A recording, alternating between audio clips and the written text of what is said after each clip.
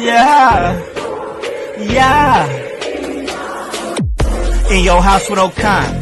Hey, O'Con in your house. Hollywood in your house. Hypocrisy's head in the clouds. Curating all kind of loud. Wrestling in front of the crowds. Paragon's holding it down. Anybody can get it. Josh Joseph standing on his decisions. He is the voice. There is no choice. Wisdom voice in your house making wrestling noise. Moving fast just like cruiserweight action. In your house is the perfect distraction. Pumpers in your ears when you in traction. Get this work with some wrestling action. Smoke.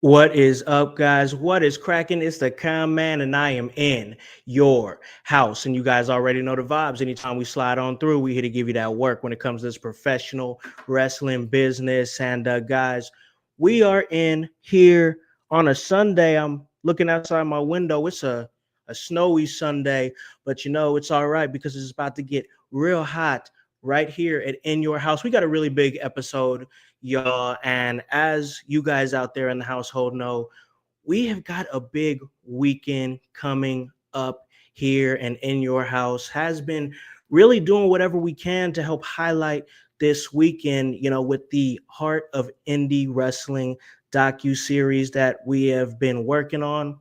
And guys, this is the beginning right here. This is where it all starts because we have some really big guests. Before I bring them on, I got to bring my co-host on. Of course, he does a great job over on Fridays as he covers SmackDown, everything that happens on there. And that is, of course, my man, the blue-eyed villain himself, the Grunmeister. What is up, brother man? Oh, what is up? It is a Sunday, a beautiful snowy Sunday. We're getting some snow here in Pennsylvania too, but it is also football Sunday. We got a whole bunch of wrestling to talk about too. Hey, you ready? I see you ready for football Sunday. I'm ready. I'm nervous. Eagles haven't been pretty, but they've been winning. Hey, that's what matters, man. And speaking of winning, man, we talk about a guy who's always winning, especially over on Fridays because he covers ECW with me. We do the ECW watch long, ECW Hardcore TV, and then he does his thing over there on Window Liquors on Monday, talk all things SmackDown. That is the voice, Josh Joseph. What is up, man? How goes it, house? How goes it, household? Grunts, friends, my friends, Chaos Goblins. Anybody feeling a little, hypocritical today? You're here. We know you. We love you. I got ECW Heatwave, I think 98 going on in the background. And I can't wait to talk some wrestling with the friends, the homies, and some new homies. And hopefully Grun takes off that bullshit sometime soon. Oh, damn.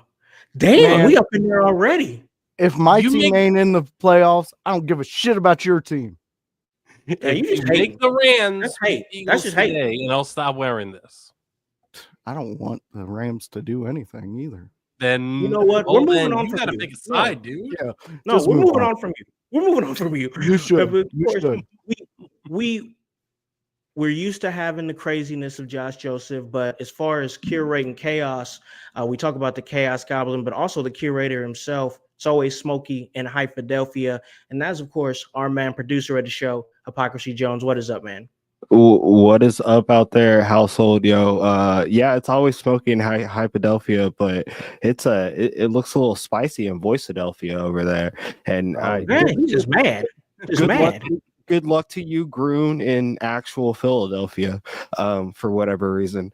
But yeah, we have a big show going on today. We have some guests. We have some people that are more important than I as far as this wrestling scene goes, doing some big things, bro. And like, I can't wait to talk to them and then talk a little bit of wrestling on the back end of this show, right? Absolutely. Like I said, got some great guests on here today. And I talked a little bit about what we're doing, guys, the Heart of Indie Wrestling docu-series that kicks off today with some great guests. And the guests are going to continue and we'll be in the mix that weekend to chronicle and talk about this weekend. I'm excited for it, man. I'm taking the whole weekend off to pull up. It's my birthday weekend. I'm like, I want to do the wrestle things, bro. So, I want to go out there and see everything that's popping up, see what's happening, right up the street from me in the city of Indianapolis. And, we talk about the city of Indianapolis and everything that's going to be going down for Combat Crossroads, 4 days of art, music, and pro wrestling. It's going to be a massive event. Like, there's a whole lineup, bro. Like, there's wrestle things to do all week. And if you're pulling up for the Royal Rumble, check out all these shows if you can, or at least some of them. Get out there to what you can get out to, because it just shows that we putting on, Indianapolis Wrestling is putting on. And I wanted to make sure that was highlighted because we got these guests here that's real great. And the first guest here, I have known this cat for a while. I mean, we've been in them trenches together and they know exactly what I'm talking about. But it's been great to see their growth, been great to see what they've become in the wrestling industry and the mind that they bring. Just Jay is here to talk about this huge Royal Rumble weekend Combat Crossroads. What is going on, Jay? What up, y'all? I'm glad to be here, honestly. Oh, we can take me away from being the only face. I don't want that. Oh, man. No, we appreciate you coming on, though, because it's like I said, I know you've been, doing a lot of work in the wrestling biz. You work with many different promotions in the Indianapolis and around the Indianapolis area. And it all started with the fact that, there's some, when we knew each other, it was like there was always some sort of kindred spiritness there with the way we could like organize and try to promote. Like that's exactly that the role that we have owned and taken on in our spots in wrestling, and that's promote and show love to these promotions and get involved in any way that we can in some kind of way, whether it be like ring announcing or backstage interviewing or social media management, just owning those moments. So I'm glad that we've finally been able to get you on the show because, I've been having this show for a minute and we've known each other for a minute and we have not had a chance to have this moment. So I'm appreciative of it. We're happy to have you on. I'm glad to be here. Yeah, you said, I mean, we've been in them trenches, and my only goal is to just elevate, especially the Indianapolis scene, the best that I can. And I can't do that, without our other guest. If I can make that little transition for y'all. For sure. No, most definitely. And listen, this cat, we talk about somebody who started from the very beginning up in Indianapolis. I mean, up in, the trenches and just came up out of it and is now putting on just like massive shows and really the main mind behind what's going down here for NAP Combat Crossroads. He is the owner of Naptown All Pro and content creator and just creative in the business altogether. Jordan Rose here at In Your House. What is up, brother? Oh no, not him muted. Oh no, we got you muted. Yep. Mike. Oh, man. Hey, he's here. That's the perfect introduction to me. Grand Rising, my brothers and siblings. Thank you for having me on. I'm honored to be here. Thank you for giving us an opportunity to speak on the craziness we have going on at the end of this month and the beginning of the next one. So I very much appreciate you having us on. No, most definitely. And like, it's big, bro. Like, I really, really see what you do. I've been seeing what you've been doing for a while because you've been grinding and really working hard to establish what you've established. I mean, you see back there behind you the NAP logo right there and everything that you've put on. You got the Pacer cap on there right now and whatnot. Like, yes, sir. Pretty much the embodiment of independent Indianapolis wrestling here on the show right now, man. And like, you worked really hard and you've put together and really been this has been your brainchild here, Combat Crossroads. I got to ask you, man, this is the first time the Royal Rumble is coming to Indianapolis. This is our first Rumble, and you're really turning this into a massive event with you and everybody that you have involved. What is this weekend that's coming up? What's it mean to you, man? It's step one and something I've always dreamed about. When my inciting incident for all of this, I was a young lad, and it was November 2004, and I saw the Indiana basketball Pacers fight the entire city of Detroit. Some will say it's just the city of Auburn Hills, but the entire 20,000 Detroiters or Detroit associated people, and they didn't lose. They may not have won, but 11 people with Indiana across their chests fought 20,000 who wanted them dead, and they didn't lose.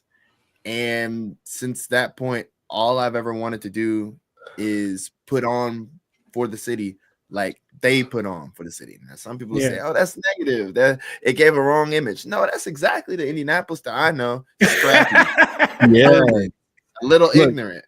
We all got a little Ron Artest in us. I don't even care who you are. So, like, I love that. I love that was a motivating point for you to be like, this is my city and I love this. I'll fight for it. That's what's up, yo. Yeah, it's all I got. It's all I got. At the end of the day, that's all I got.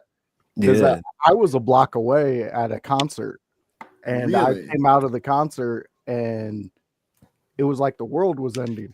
There was fire trucks, there was cop cars everywhere, and I was like, "What the hell?" So we get out, and when we get home, we hear what happened, and I was like, "No shit, Indiana even scared me out there, and I'm from Indiana. That's where I've been bred." I was like, "We were terrified out there." It was a fantastic night, though, and like I always go back to it. We just celebrated the 20-year anniversary. No one did anything special. Yeah. It kind of upset me, but I'll let that one go. I rewatched the fight. I'm not gonna lie. As you should. yeah. As a franchise that's never won a championship, we should put that in the banners. Right after Reggie Miller doing this to Spike, yes, right after it, they get Artest right there. So, and like that encompasses everything about the city and the state. We got to take the small victories. This is a chance in an industry that has been up and down here in this area. It's always been present, but it hasn't. There have been times where it hasn't been as the spotlight hasn't been shown the way that we wanted to. This is the opportunity to get a definitive, certain win, and that's what I'm most excited for, to be able to win definitively and put on for everybody, and hopefully establish something so then when SummerSlam comes in a couple of years and WrestleMania comes after that, and the assorted I cannot say number of events that are coming from WWE over the next 5 years. I'm excited to create that infrastructure. Yeah. Hopefully not only build something up for when these big events come in, but establish a connection for wrestling to grow all across Central Indiana.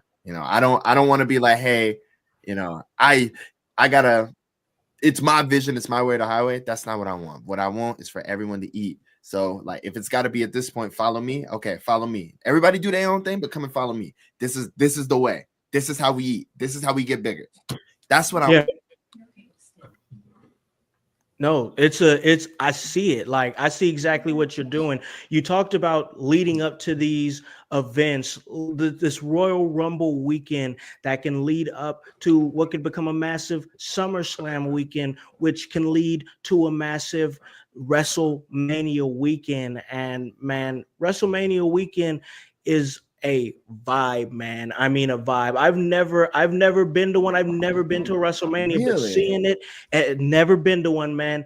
And like seeing all the events that go on around it, all the shows, Wale Mania pulling up, like seeing everything that goes down with that. Like, I'm like, listen, I need to at least get one of those in before the casket closed for sure. And man, it all starts here. It all starts here with this massive weekend that you've got coming together, Jay, like we've talked about, we've talked for years, as far as what you can do and what you could bring to the table. And you're doing a lot of great work with promotions over in Indianapolis. You know, you work with like Summit Pro. I know you're doing work with Naptown as well, at Naptown All Pro. And I respect everything that you've done and you know, cultivated for yourself. Like you're being close to this weekend and how and what Nap is bringing to, you know, the city Royal Rumble weekend. What's it like to be a part of all this, and what's it like seeing it from the vision and seeing what I'm sure is a madman genius over here in Jordan Rose? What's it like? Oh man, let me tell you. I mean, Colin, you know me since the beginning. I was an anonymous fan on Twitter for the longest. Like that's where I was thriving.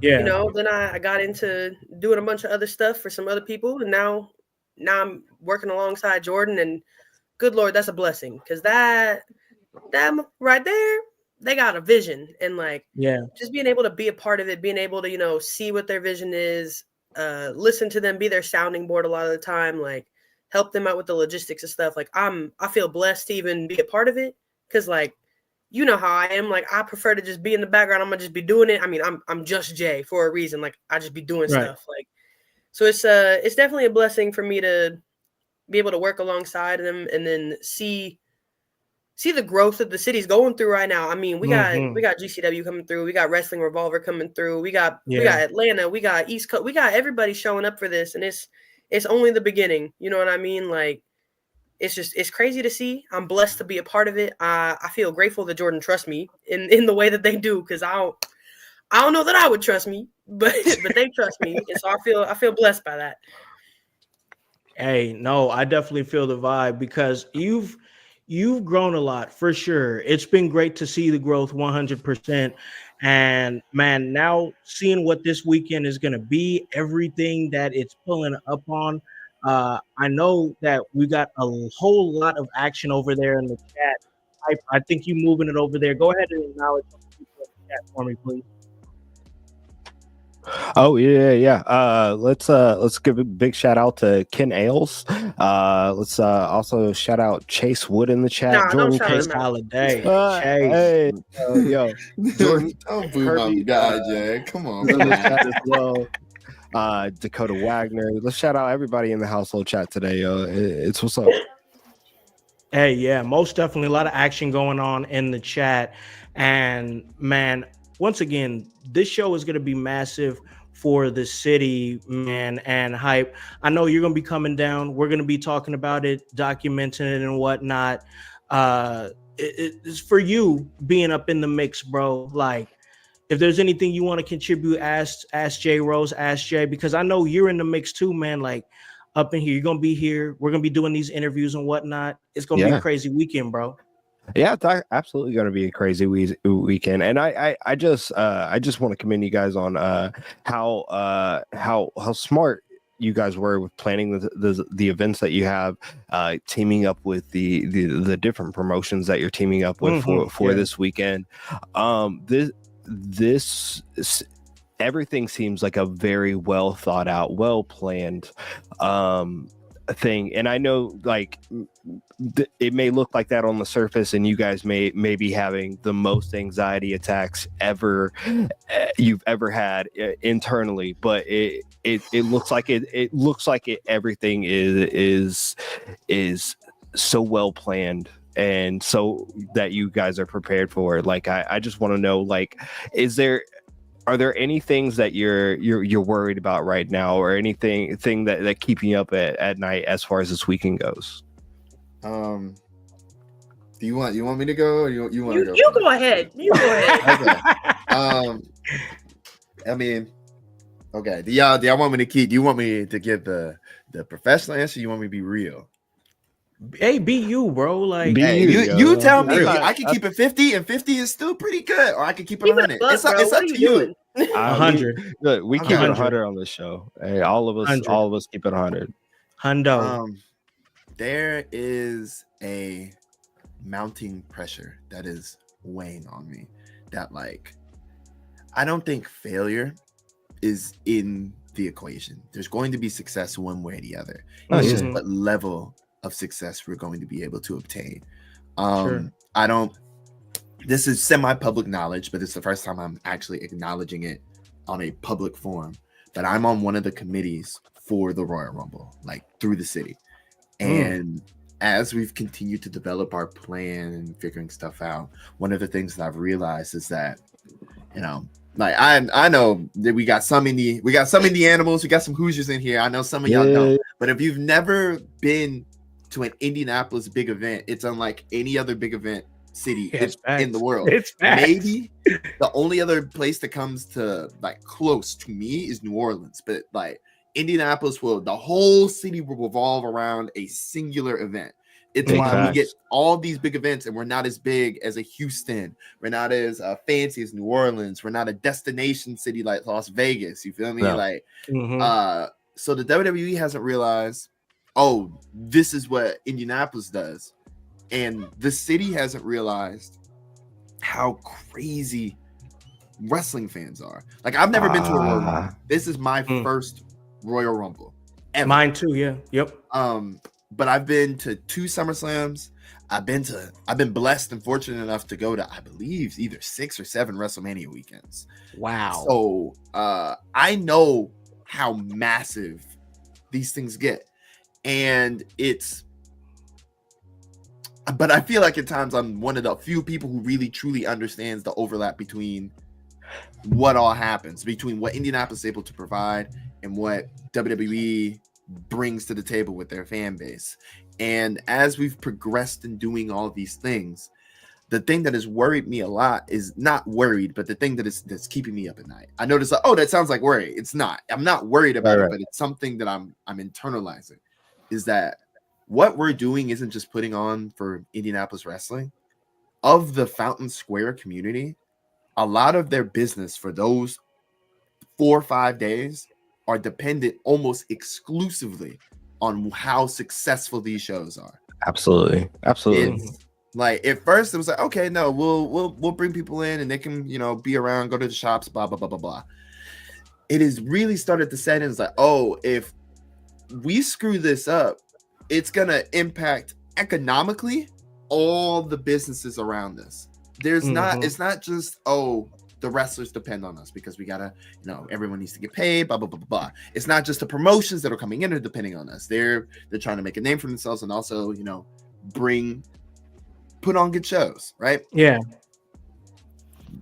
The community itself is depending on us, and that's never really happened before in all my time of doing wrestling, where it's like, oh, the economic impact of this project expands further than where we currently stand right now, and that's it's scary. I'm not gonna like. I'm being open and vulnerable. Oh, this is the Derek Rose podcast experience. Listen, I'm being open and vulnerable here. It's terrifying, man. I'm not gonna hold you, and like I have an incredible team behind me that, like, you know, I'm the leader. I'm not gonna act like I'm not the leader. It's my vision. This is my idea. But like I got Jay, obviously. I got the rest of the people who usually end up running nap shows. Cam from formerly of Paradigm, now of Midwest Territory. He's Cam Adams. Yes. Cam Adams has been a tremendous help. Even despite, you know, he has his own life stuff going on and he hasn't been able to contribute to the way that I know that he wants to contribute. He's been such an insane level of help in order to get us to this point.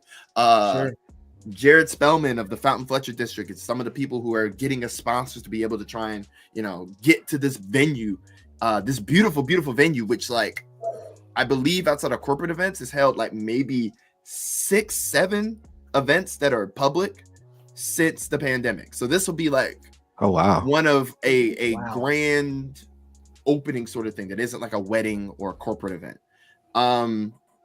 The good people at Hot Boys, there's so many people who are behind me, and I don't want to let them down. And I've expressed this to James, like, no, you won't. And like I don't think I will, but these are the things that are rotating in my mind. Like, what if no one shows up? It'll be fine one way or the other, but what if no one shows up? You feel me?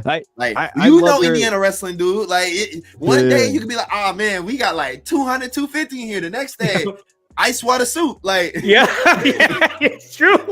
Like it's a crapshoot. So there's the general promoter's anxiety about running the event. Absolutely. First. And then it's like, okay, not only do I need to make these events go well for me, I got to make these events go well for everybody. So yeah, Absolutely. it's you guys, I'm not gonna lie to you and tell you it's not, it's not heavy on your shoulders, but heavy's the crown, man. Like, and you hold it. You got the whole city on your head right there. Pacers logo right there on your head. You know what I'm saying? So like, whole city's on you, man, and like. That's why I believe you have so many people behind you that are trying to help that vision come to life, because I've been going to shows in the city of Indianapolis for years now. I mean, whether it be I was there at SummerSlam '08, I was there at Survivor Series where the Shield debuted. I've been to some. I was there for a couple Ring of Honor shows that was there when they ran there for a little bit. It was Evolve. When Evolve went there, I went to that show. So there was a couple different shows, man. And then I really started digging deep and getting into the indies and like the deep down. I'm like, man, there really is great talent that comes from this area. There's a fan base here and I went to Fastlane. I was there Fastlane last year and went to that, and that was a great show.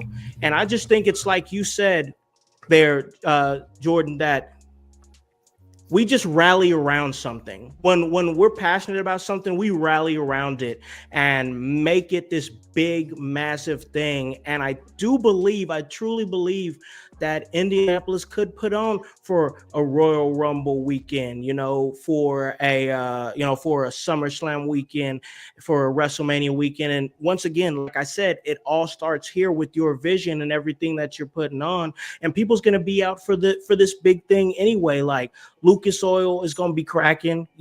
Everybody's going to be there for this big, massive event.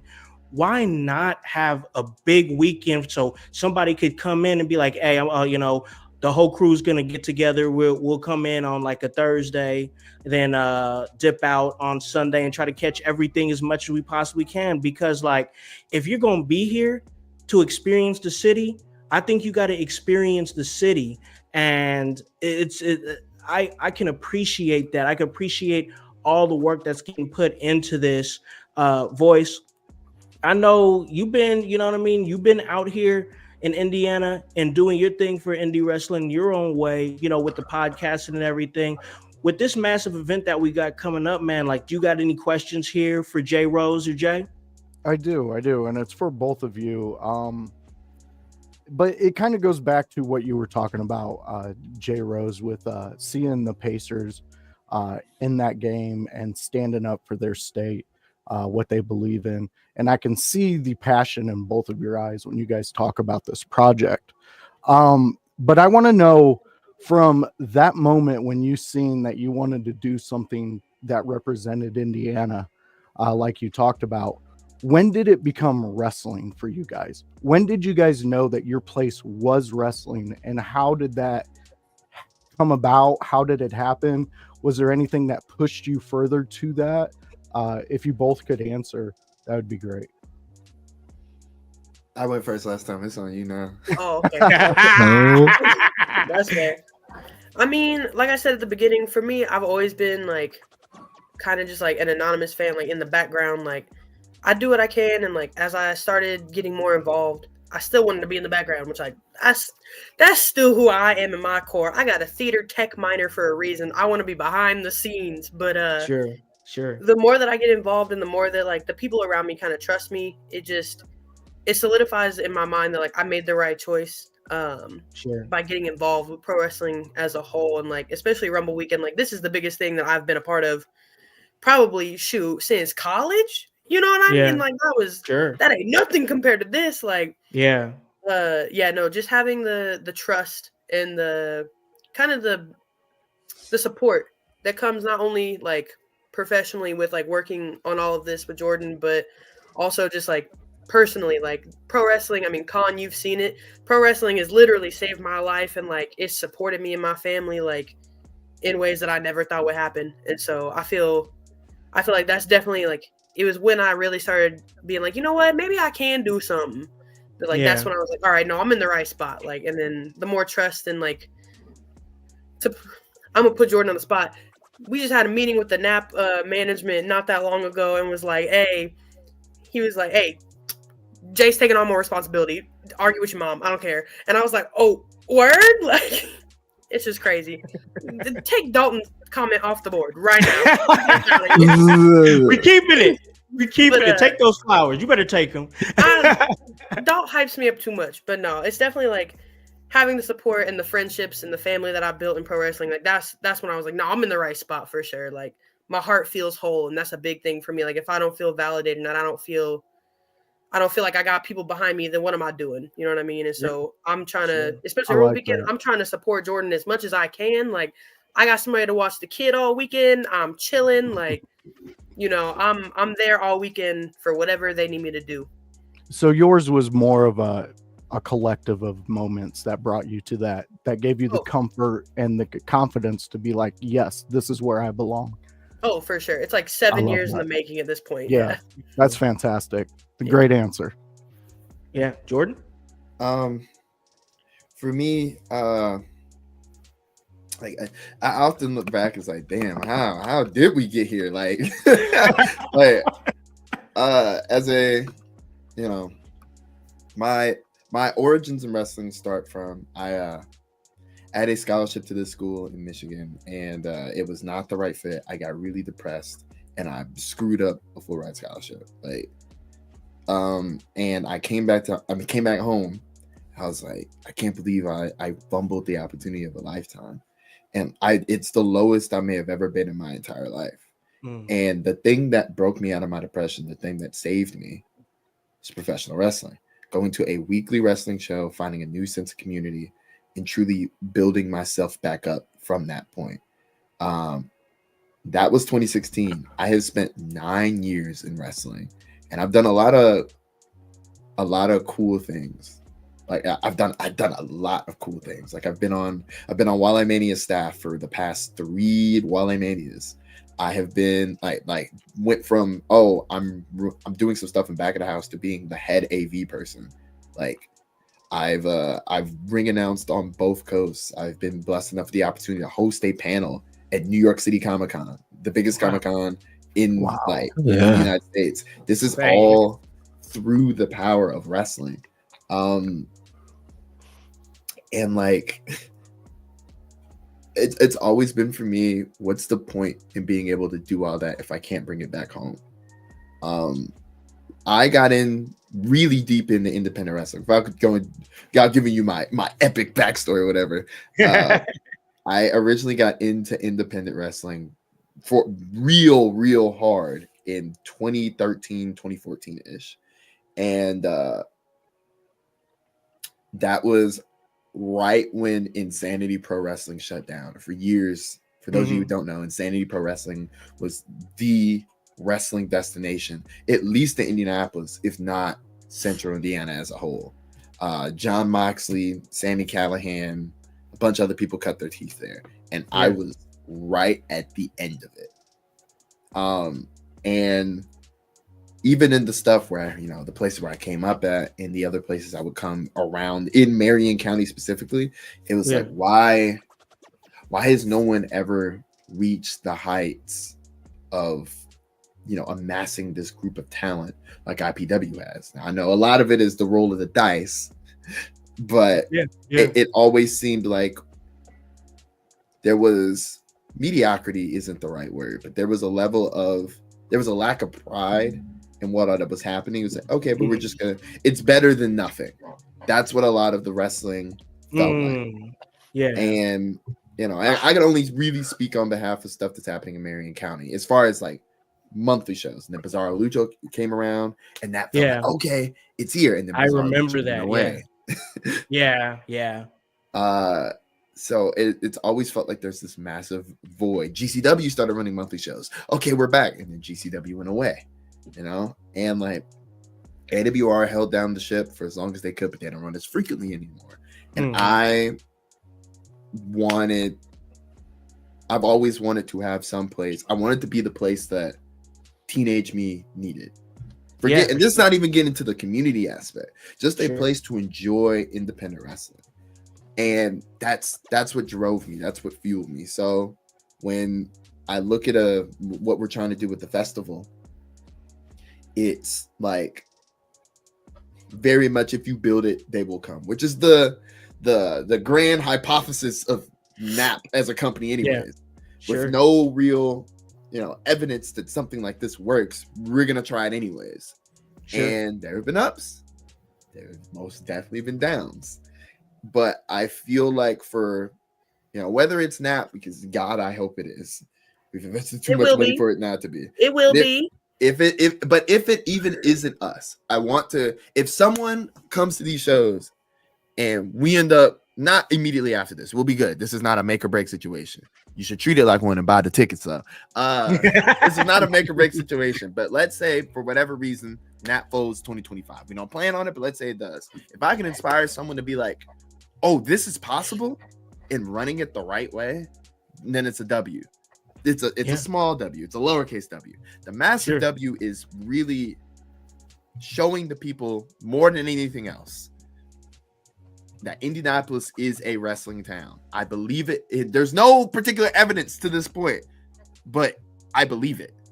Every time that somebody talks about, how much you can talk about anybody with wrestling. They can talk about Jeff Hardy, mid 2000s WWE. They can talk about late 80s through late 90s WWF. They can talk about Dick the Bruiser. Ask anybody who's like aged 45 and up, and you ask them, "Oh, you love wrestling?" Like, you don't know nothing about Dick the Bruiser. I guarantee it's the first name brought up. Wrestling, Bobo Brazil, anything like that. There's a need that isn't being satiated, and I want to make sure that the need is satiated. So that's why I reached out to GCW, reached out to Wrestling Revolver, reached out to all these other promotions that are coming in and doing stuff to really give people a potpourri, if you will, of what all that the city is able to offer. And hopefully wrestling can go from a thing to do in Indianapolis to the thing to do in Indianapolis. That's my goal. That's my wish. And that's why I'm doing it. I love it. I love the answer. You remind me, Jay Rose, of like, let's say you have a masterpiece in an art gallery and everybody just loves it. And then all of a sudden you come out of nowhere and you just add something to it. And everybody goes, that's what was missing. So for our dear state of Indiana, man, I am so happy that you guys are down there pushing and doing something like this, because I see your vision, man. And I've said this to you, Howse, up in my area. I wish this could happen. I wish there was a way I could just bring all these people together and have a big blowout weekend for wrestling on the indie scene. And you're down there doing it, man. You guys are living the dream. You're doing the things. You're touching grass. I wouldn't call it a dream. Now, hold on. We're very blessed and we're fortunate, but I was up until like 4 a.m. working on stuff for the festival. That is not a dream, pal. No. That is a lot of hard work, but definitely all those late nights. Hopefully everything will pull off. I'm sure everything's going to be a success, because we all see how much work, heart, and effort that you're putting into it. Just from the looks of this stream and the amount of people that we have watching with us live today, which is amazing. You have the support and you have the people, and they're all gonna come. I know that we're gonna be there Royal Rumble weekend, seeing the Royal Rumble ourselves, but also doing some behind the scenes documenting for this documentary series that we have coming up. And part of that, and part of the idea of that, when Con and I were thinking about it, was, we want to be able to see this bridging of this gap between what is the WWE professional wrestling sports entertainment with this indie scene, and how it really brings in not only Indianapolis but the state of Indiana together. Because I know that we're going to see and experience people from all over the state and beyond, and see how much wrestling has affected them or impacted their lives in just even the minimalist way. So like I'm so happy to be a part of this. And I'm so happy to be a part or see everything that you're doing and the effort that you're putting into it to make this a real festival and a real thing, especially as we have Rumble coming, but also more events planned in the future. So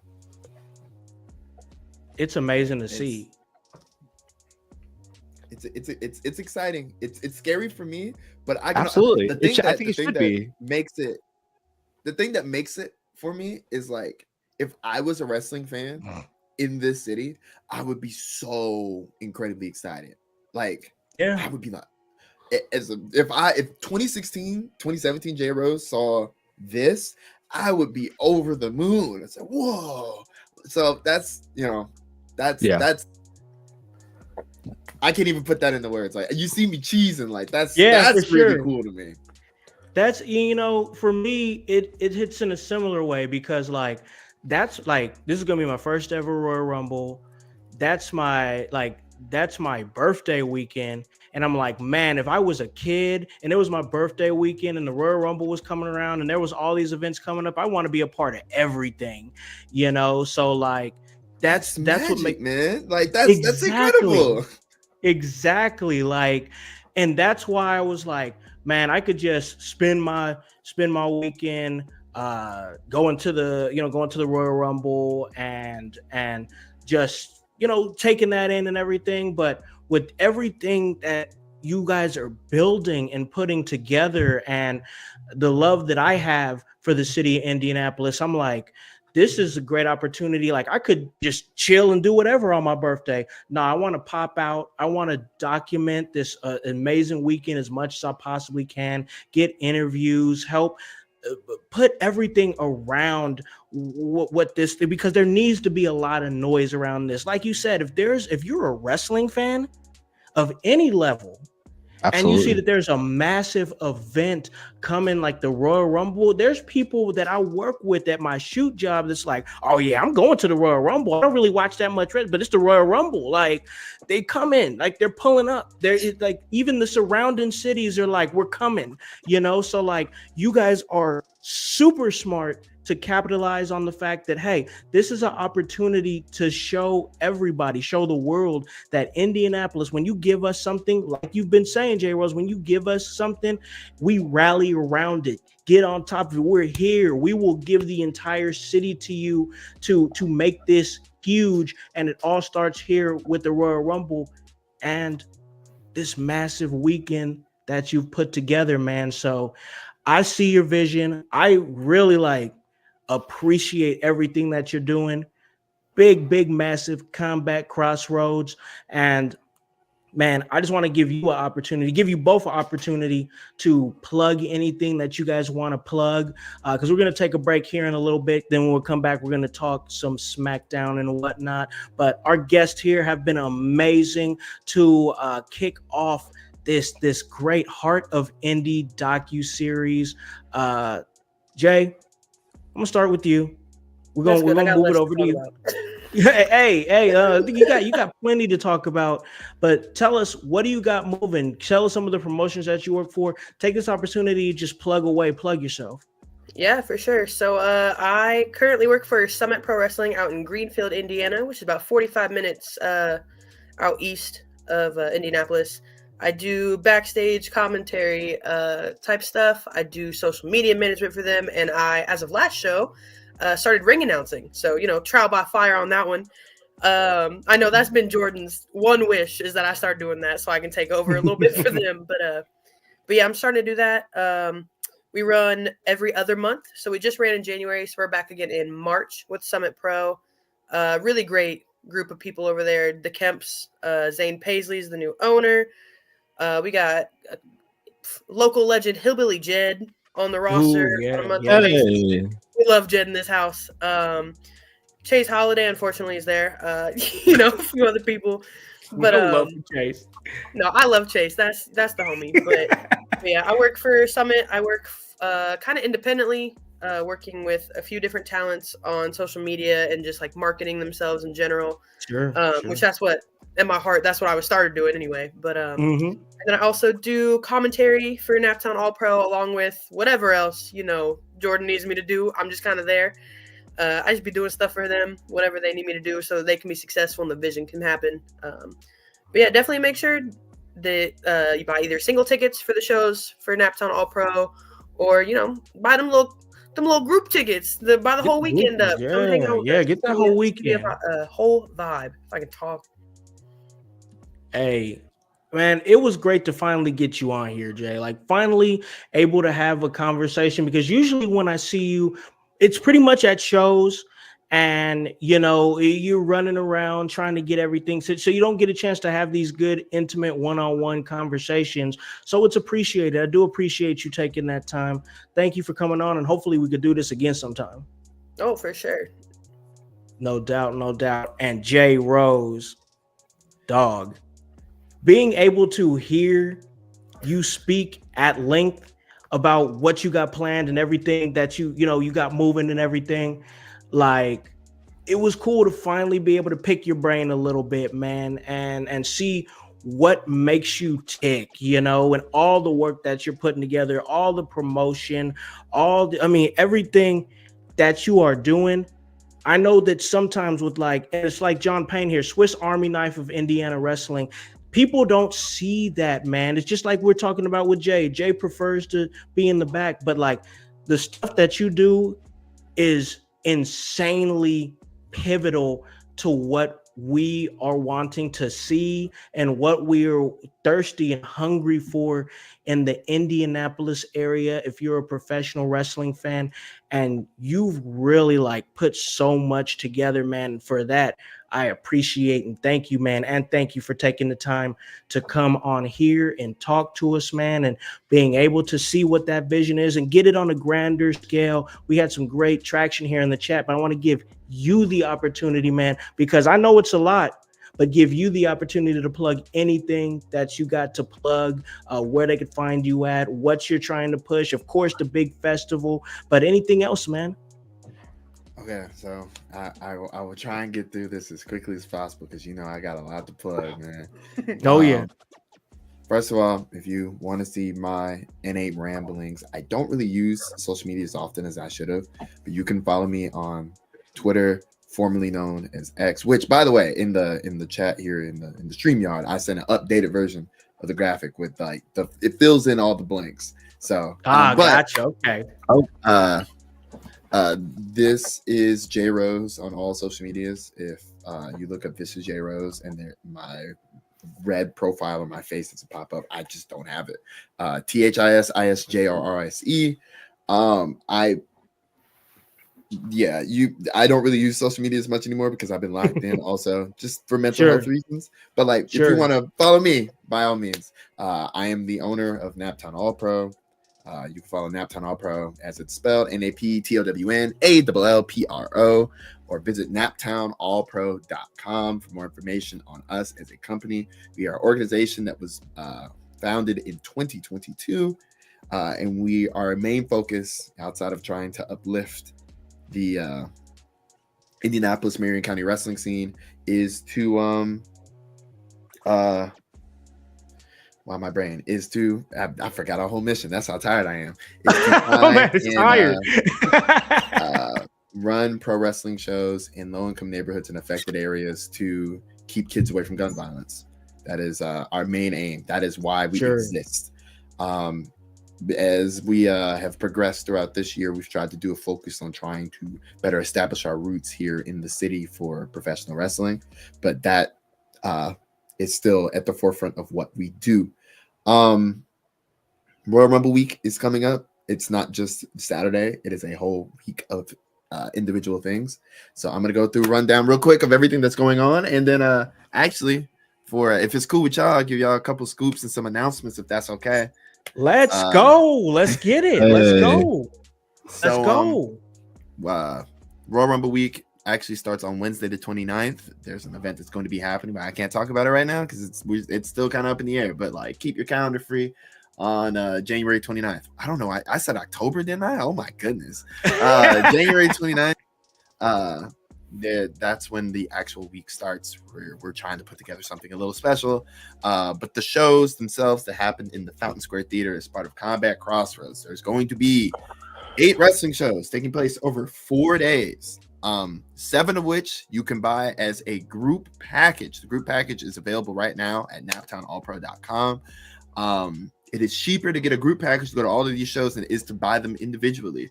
If you're thinking about going to more than 2 of these shows, you might as well just buy a group package. It's genuinely more beneficial for you that way. It starts off with Hot Boys, Nap How You What.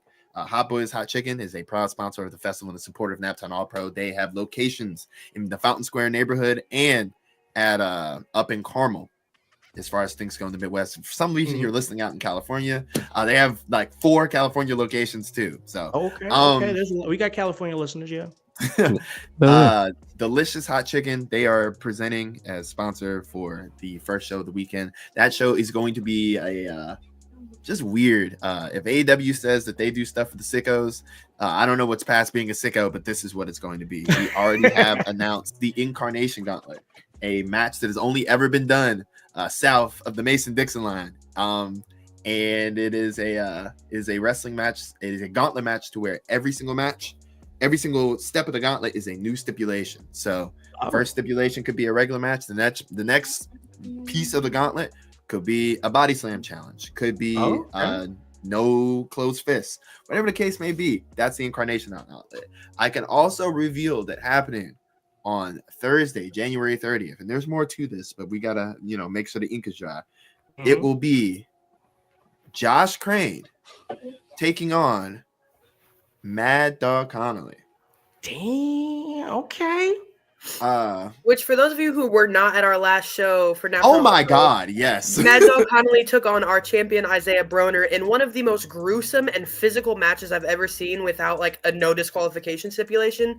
I'm talking gut wrench suplex on the concrete of a brewery floor. It was nasty business. One of the most intense and physical matches I've ever called on commentary ever. It was disgusting. Oh my God. If you've never seen Mad Dog Connolly, he is a different beast of a professional wrestler. There's more coming out with How You Would. That opens on Thursday. Friday, January 31st, Nap comes together with 880 Wrestling out of Pittsburgh and WWA4 out of Georgia, the wrestling school of AEW and ROH's A.R. Fox, for a show called Rude Awakening, named after a track by Wiz Khalifa and I want to say 2 Chainz, if I remember correctly. Okay. I have nothing to announce on that yet. We've already announced, however, the 880 Tag Team Championships will be on the line as the Den of Desire takes on WWA4's Northside Heroes. Very excited to see that. 7 p.m. Wrestling Revolver, one of our more distinguished guests, comes with the Square Game. Wrestling Revolver is held at the helmed, that's what I'm trying to say, by Sami Callihan of TNA Wrestling. He is also a Indianapolis wrestling legend. He is one of the people who was a part of Insanity Pro Wrestling in their run. He actually cut his teeth in a building that is like maybe 2 football fields away from the theater. So this is like a homecoming from him. They got a lot of cool stuff going on. Myron Reed will be facing his brother in the Rascals and Trey Miguel. Top Dollar will be on the card. Rich Swann will be on the card. Masha Slamovich will be on the card.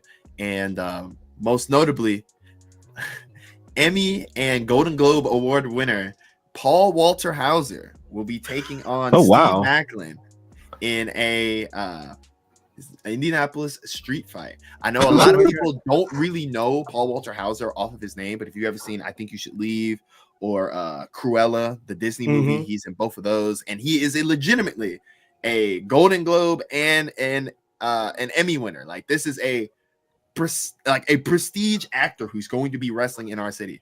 So keep on the lookout for that. GCW up all night. They haven't announced much.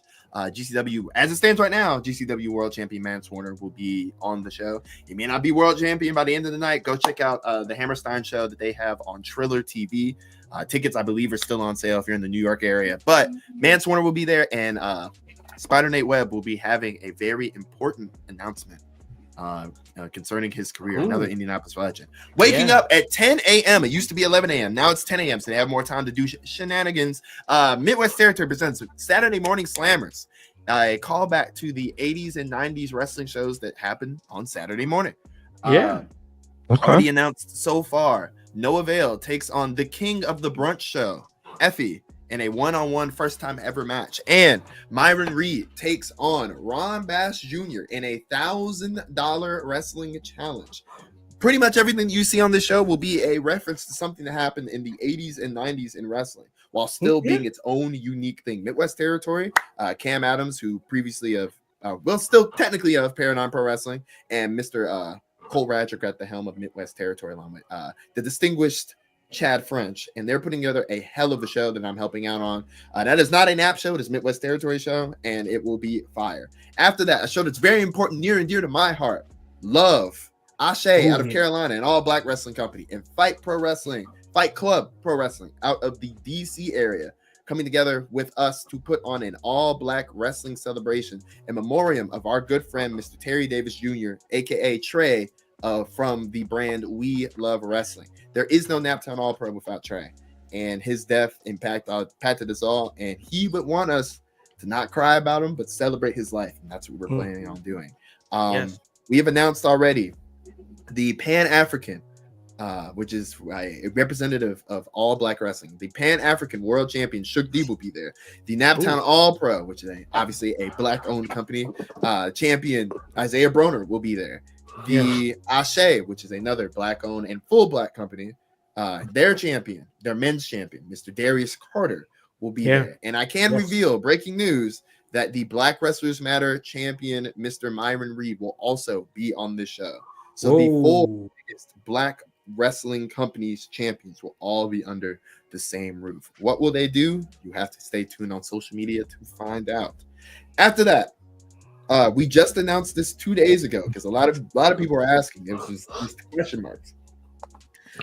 Nap and Off the Wop, a brand by my dear close on time personal friend, it's someone who actually I graduated high school with, Mr. Fresh Does It. If you're not familiar with his name, you're familiar with his work because he is the producer of NLE Choppa's Camelot. This is a platinum level producer. He's partnering up with us. To do a hybrid live music, live wrestling show. And it's going to be, if you've ever seen Def Jam Vendetta, this will be the closest thing you got to it. I can say that at one point in time, I would like to get Wale Mania here before WrestleMania. I have really good ties with the organization that runs that. Shouts out to Kazim. And some of our wrestlers have a very good relationship with Westside Gun. I would like to get Fourth Rope here, but until then, we got to do it ourselves. So, for sure. Fight Function, you don't want to be anywhere else after the Royal Rumble. We signed something that I legally cannot reveal until tomorrow, but it is one half of the biggest matches that we have put on. Guaranteed. There has not been a bigger match in the history of our company in the almost 3 years than this. We just confirmed it 2 days ago. It will be announced tomorrow. Okay. Yeah. This is a Royal Rumble after party. It's not part of the ticket package. So if you want to show up to this, tickets are going to be separate, but they will be shenanigans. This is also a 21 and up show. Okay. I don't know why you would bringing your kids to a wrestling show at 11 p.m. anyways, but hey, more power to you. This is a 21 and up show though. Okay. So we gonna be up to some ignorant, you know what I'm trying to say. And finally, on Sunday, February 2nd, the third annual edition of our Supercard, one of our trademark pillar shows, out the gate. It will be featuring the infantry of AEW and ROH. Yes. And Calvin Tankman, as well as you can see, the face of the Naptown All-Pro brand will also be in there. I can reveal now. You will see how we got here, hopefully in the next couple of days, because I still got to edit the show. But I can reveal that the infantry will be facing Chase Holiday and Camaro Jackson, the Monarchy of Might. Fire. Mackenzie Morgan and Indianapolis' own Rachel Armstrong ARMKZ, and the Night City Machine Guns of Noah Vale and Athlete Amata in a match for the Naptown All Pro Tag Team Championships. Okay. I don't know where else you're going to be able to see somebody from AEW and ROH come in and challenge for a title anywhere in the world that weekend, because they don't have live tapings that weekend. They're all off. So I don't know where else you're going to be able to see an AEW or ROH title match anywhere in the world except for right here in Indianapolis on Sunday, February 2nd at 2 p.m. The other half of the biggest matches that we've ever signed in the history of Naptown All Pro will also be taking place on that day. God willing, we will have updates on that coming tomorrow. In addition to all that, there's Wrestle Arts that's taking place at noon on February 1st. And there is the Top Rope Tailgate, which is ran by our good friends over at Therese. They are a hip-hop festival collective here out of Indianapolis, Indiana.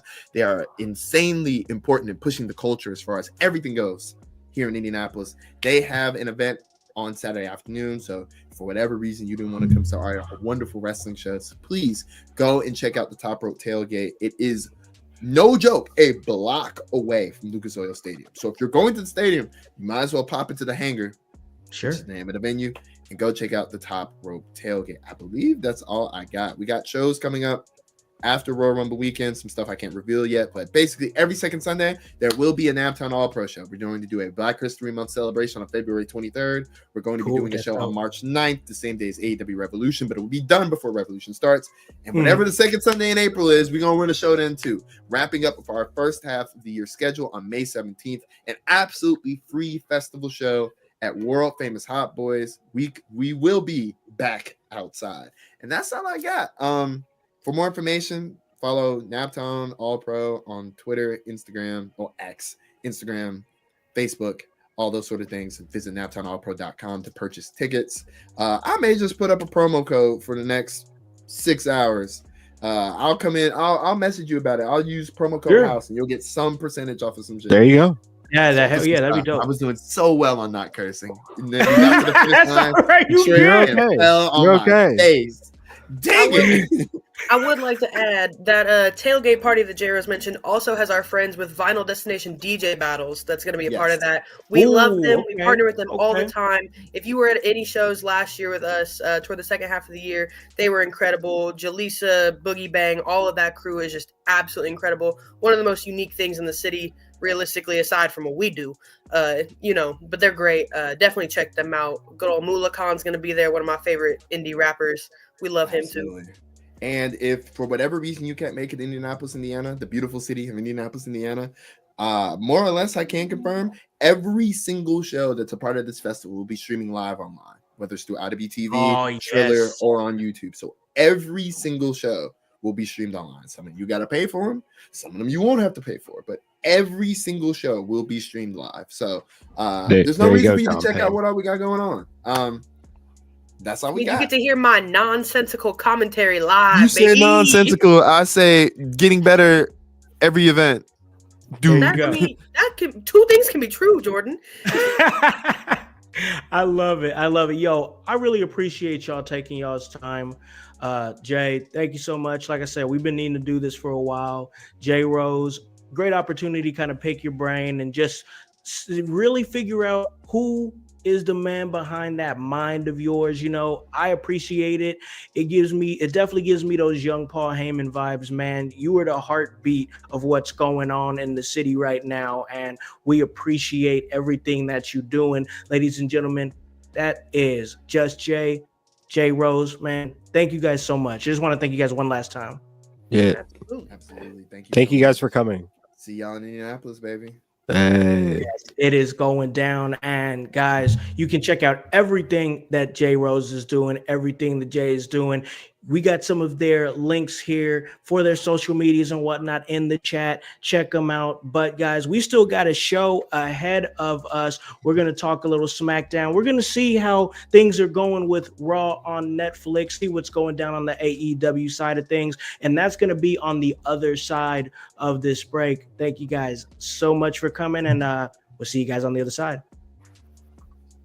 Exciting things are happening at the Kokomo Press. Yeah, very exciting things. Not only are we bringing you comedy shows, an open mic once a week, skits, videos, funny jokes on our page, and satire news stories, but now you can support us by going to kokomopress.shop. It's that simple. You go to kokomopress.shop, you find a t-shirt, you find a hat, maybe in the future some stickers and some posters. You go on there, you buy one of those from us, and percentage of the proceeds will go to us and help support what we do. We appreciate every person who just likes, subscribes, does all that. But if you go to kokomopress.shop and you buy something, we'll know who you are. You send us a photo of it. We will post it on our page and shout it out. Thank you so much. Go to kokomopress.shop, buy all your shirts and hats needs, and support the Kokomo Press. Thank you guys so much. kokomopress.shop. Hello, everyone. It's the Pope Elijah Burke, founder and president of the Love Alive charity. I wanted to take this brief moment to share with you my charity's continued humanitarian efforts to positively impact the impoverished communities in and around the greater Jacksonville area.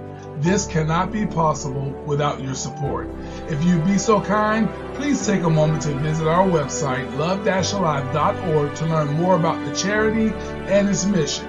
Also, feel free to donate to our 501c3 organization that operates off of the donation of the public, which is you. Whether that be by website or via Cash App, $1 help makes a difference in the lives of others as we continue to positively influence many people by being the change that we wish to see in the world.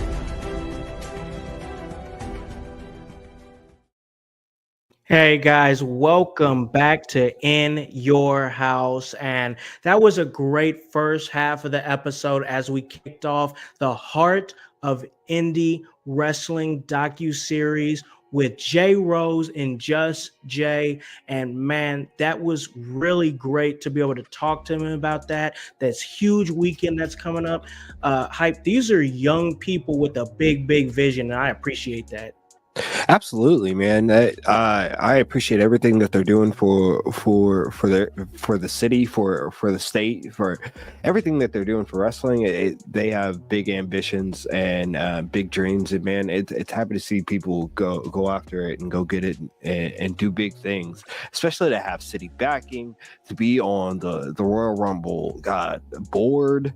Yeah, the committee. Like what? Yeah. So like you see they're out there really putting their money where their mouth is and their mouth where the money is, or whatever, however that saying goes. But I love it all, bro. Yeah, most definitely. Voice, once again, like I said, you're a big time Indiana guy. Bruzy why? I had to get this comment in there from Why Bruzy? Already attacking Grun. He was trying to antagonize him earlier with the Philadelphia comments. Trying to get him. Bruzy, we were talking about you before we went live. We sure were, bro. We really were, yeah. Yeah, happy to have you back in the mix, man. Thanks for joining us for a great segment with Jay Rose and Just Jay. And man, like I said, Voice, like you're an Indiana guy through and through. You hear the passion in those young people, man. Like, what you think, bro? What are you thinking about this big weekend coming? No, it sounds fantastic. It sounds like the right minds are setting in the places to make some decisions to bring what wrestling and what indie wrestling has evolved into, and what better place to highlight that than Indianapolis. And I really it really resonated with me when Jay Rose was talking about how he New Orleans is the other city he kind of feels like where the whole city comes out for something.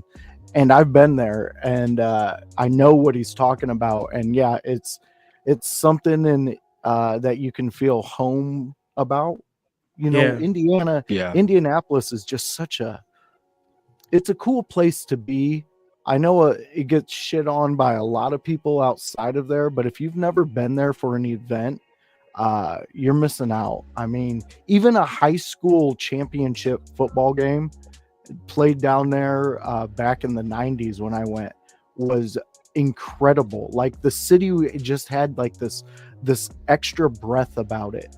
Like, there's something magical that happens in Indianapolis when events like this happen. And I'm so excited for anybody involved in this. You guys are going to see a magical time. Yeah, most definitely, man. I agree with that. Grun, I know you're out there in Philly, man, but what was you thinking, man? Because you saw like I appreciated the pride that Jay Rose has in his city and his love for wrestling and Jay, like I said, you guys know I've known both of these cats for quite a number of years. We've been around each other, so it's cool to see everything that they're doing. But what was you thinking about that, Grun? Well, I was thinking that it's really good to see people putting together some sort of project in their community that is going to benefit their community in several different ways, help local businesses, and just as you said, kind of chasing a dream, running their own promotion, being involved in something that they love and wanting to share it with everyone else and show the world that, you know what, Indiana may not look like that impressive of a state, and Indianapolis may not look like that impressive as a city, but they got passion and they got love and they want to achieve their goals, and I'm all for it. I think that's fantastic. Yeah, most definitely a great interview. It was great to get Jay Rose and Jay on here. I know it was something, and it's a great. For me, this is a great kickoff for what we're doing with the Heart of Indie Wrestling docuseries. This was a great Absolutely. kickoff. We got the minds behind this great event that's coming here, and it's only moving forward because we've got some great interviews. And at the end of the show, I will unveil who our next guest is. Their name's already been mentioned once on this show by Jay Rose, but we'll let you guys know at the end of the show, because before we get to that, we got to talk a little bit of WWE, all things going on over there. SmackDown just went down. For me personally, it was kind of a sleepy episode a little bit, but that's not I'm not saying it was a bad episode because some things moved around. That's why I'm not saying bad. I'm using the term sleepy. Grun, you're our guy over there doing everything when it comes to SmackDown. You cover it. What did you think of this past week's episode of SmackDown? Overall, I think it was all right. I talked about how, like, specifically the Kevin Owens, Cody Rhodes storyline, like, I don't really know how they can elevate it anymore. I think the Kevin Owens Rey Mysterio little feud was good. I don't know it's we're in a little bit of a lull period because we had some very good SmackDowns lately. Yeah. But you got the Royal Rumble and you really can't truly start the you know what, Bruiser? Yeah, that shirt that Kevin Owens was wearing, the Canadian Dream, son of a systems technician. That was great. That was great. That was hilarious. Yes, that is. They're going to sell so many of those T-shirts. They're going to sell so many of those. But it definitely feels like we're at the point where things might feel like a little bit of a lull until Royal Rumble. At least between Raw and SmackDown. Yeah, I can see that. And I think that, like, we do need to lead up to something, because remember, the road to WrestleMania doesn't truly start until after the Royal Rumble. Now, I feel like a lot of us are used to, and it seems like the Royal Rumble's kind of shifted later and later as time has went on, but like, we're used to, Royal Rumble season kind of starting off in like the January area, but now it's officially starting in February now, really. And that's because the Royal Rumble is February 1st. So like, yeah, there might be some low episodes leading up to what is going to be the Royal Rumble for sure. But after that, I think we're going to be cooking with gas. Voice, what was your thoughts, man? This past SmackDown, any thoughts on it, man? Yeah, I think that there was some moments that, they could have added a little more things to. But I do think that there were some things added that maybe people missed. The interaction between Naomi and Bianca Belair backstage. I noticed, before that match, Naomi is starting to give the Turn vibes to me. Same here. With Bianca, and I think that we're about to get the evil Naomi, in which I spoke of months ago with the household. You did. So I'm looking forward for that. I think right now, like with Nia, it's a cool off period for her. Let her run her larger than life persona, the way she is, the way she's trying to still command things without a title. And I think that's a good spot to build her up for something in the next few PLEs. Outside of that, I really liked the Kevin Owens segment. He's still carrying the Winged Eagle belt, telling people he's the rightful champion. I absolutely love that. That's something that to me, Kevin Owens is, and I know it seems quite obvious, but he seems like the actual Steve Austin 2.0, the Steve Austin for this generation. And I say that because, like we said, Bruzy bringing up his new shirt and us discussing it, like Grun saying, that's going to sell. Austin did the same things with his shirt. They poked the bear. Whatever new shirt he had coming out that you could buy fresh from the website, it was usually poking fun at the rivalry that he was going at, especially in his later years. So with that amount of energy that Kevin Owens gets from t-shirts, from just doing scenarios like this, I mean, the Kurt Angle and Steve Austin back and forth, tell me that wasn't one of the best back and forths that they used to have. I mean, that was something to look forward to. And that's what I'm feeling with Kevin Owens. I'm looking forward to his segments. I'm looking forward to him bringing that title out and just parading it around, because like it's the FTW thing. Nobody is really going after it. You're just carrying it. You made your own belt and made yourself a champion. That's exactly what it is. But you know what? I do like seeing it, though. I will say that I like that, because even when I was watching it, because I watched it back this morning, and I'm like, Kevin Owens has become delusional. He's become delusional. But it's great. I love it. It works for him. Mm-hmm. Yes. I agree. Like I said, I stand on what I said as far as it being a sleepy episode. But like you said, Voice, there was some things in this episode that was still good. Sleepy doesn't mean bad. That's not. I don't want anybody to equate that, put that together, anything like that at all.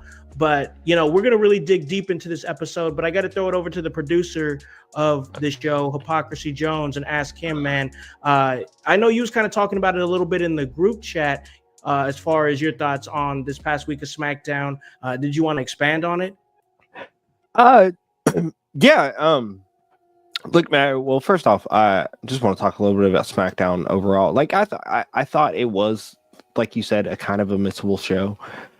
There were some high points. I know we're talking about Kevin Owens right now and his interaction with Rey Mysterio. That was probably one of the high points. But we also had a low key high point that may mean a lot of things later on within the Bloodline segment and things like that. Yeah, so, like, absolutely. I thought there were some really it hit where it's supposed to, but I'm telling you guys, it's these 3-hour SmackDowns. It's they're gonna lull in that right now, and you guys are gonna be like, oh, this is a lot to digest, and I think that's what it is. And I've been telling y'all like these 3 hours now, but you ain't gonna like them when life keep life in, and they're still 3 hours. You know what I mean? Yeah, for sure. I get that, but I honestly think it's better. But no, listen. I said this before, so I'm gonna stand on it. I think if you're gonna do 3 hours, SmackDown is the way to go. Most people don't work on Saturdays. Yeah, I don't know. What Raw being 3 hours, I understand that, but apparently it's only 2.5 now. Even though it's on a streaming network, it's whatever they want it to be. I don't get that. 3 hours of anything is kind of a lot for anyone that has ADHD or a life. So, true. That's true. But on the flip side of that, man, it just gives the talent better opportunities to go out there and have time. I mean, during those 2 hour Raws, I was like, dang, where's Damian Priest? I ain't seen him in like 2 weeks. Where's Drew McIntyre? I ain't seen him in like another 2 weeks. Like, so they have to stagger off talents to where you're only seeing them bi-weekly, you know, instead of seeing them weekly. Right. And I think that when it comes to the 3-hour shows, well, yes, you are right. I agree with you. If you have ADHD or any sort of a life, 3 hours of anything is too much invested time. But looking at it from the standpoint of within the business, it's great for them because more opportunities get time. And within that hour, and what is it that Voice always says? You just need 5 minutes. In an hour, you got a lot of 5 minutes to make something happen, or somebody get over, or somebody do something big to get over as a heel. That's just one more hour for somebody to be made in 2 hours. While it's great for the fan base that just like to digest 2 hours of wrestling at a time, and I'm not hating on that because I could be the same way, but also during those episodes, I was like, dang, you know, some guys just aren't getting utilized in the way that they can. And let's face it, this WWE roster is massive with a lot of good talent, quite possibly, arguably the best talent they've ever had, lifetime. You know, if you can just make it work and find a way, man, I'm telling you, those 3 hours, that's a lot of 5 minutes for guys that won't be getting it if Absolutely. it were a 2-hour show. Yeah, no, and I'm not taking away from, hey, that gives more people 5 minutes to make their mark. Like that's a great thing, and a great thing for all parties involved. TV time equals more money, I assume. So like you can't be mad when people are making more money. I'm just saying it's a lot to get through. Sometimes. Not all the time but like we said, this was probably one of those lull weeks where we're a couple weeks away from Royal Rumble. We know that the go home show will probably be absolutely crazy for Rumble. And next week's shows will probably be a little. They may hit around the same way that this week's shows did. Last week we talked a lot about the debut of Raw on Netflix and the impact that it had coming out the gate, where 4.9 million people were watching and things like this.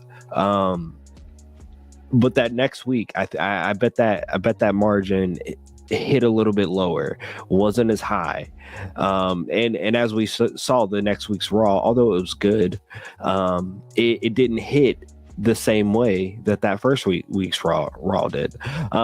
And we're gonna have this. We've seen this in WWE for a long time. Not every week is going to be a banger after banger with my imaginary dad showing up.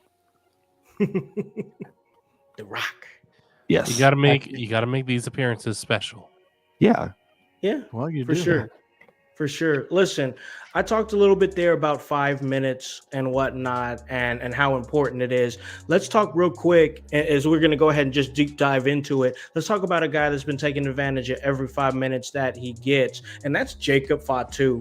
And they've been giving him a lot more mic time, and I think they see something in him because, and if you don't see something in him on the mic, then you're just blind. Don't see it, because you for real, because it's right there, star power. You have him and Tama Tonga kind of running roughshod. Then you have Solo coming out. Solo doesn't say anything. Jacob looks hurt, like he looks upset. He's like, yo, my tribal chief is not saying anything. He's taking off his jacket. He's giving up. And I think there's going to be a story there, and we could break that down in a little bit if you guys want to.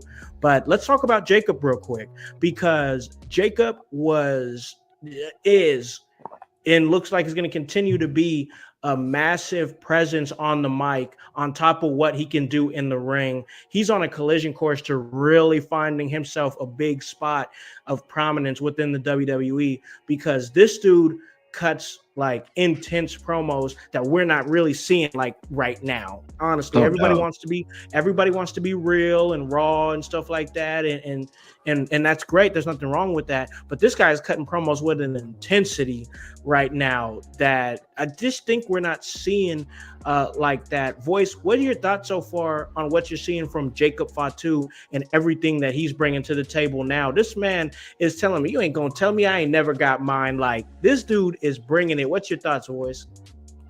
Well, really, what I really like about Jacob is that, minus all the mishaps of whatever happened in the indies and things like that, he made himself in the indies. He made himself something to be seen.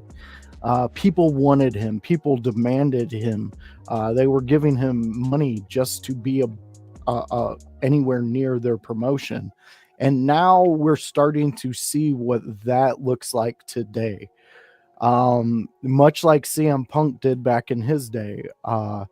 You make yourself so undeniable that when you get to the main stage and you get somebody behind you like Trips, your opportunity for those 5 minutes turns into 10 minutes. Those 10 minutes turn into 20 minutes.